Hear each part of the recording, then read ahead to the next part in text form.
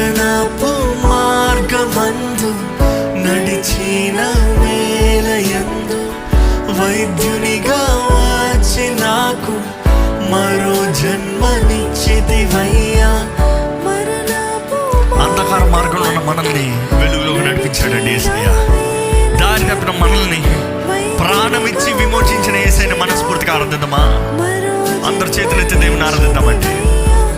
మరణపు మార్గమందు నడిచిన వేళయందు వైద్యునిగా వచ్చి నాకు మరో జన్మనిచ్చితివయ్యా. అనుభవిస్తూ మార్గమందు నడిచిన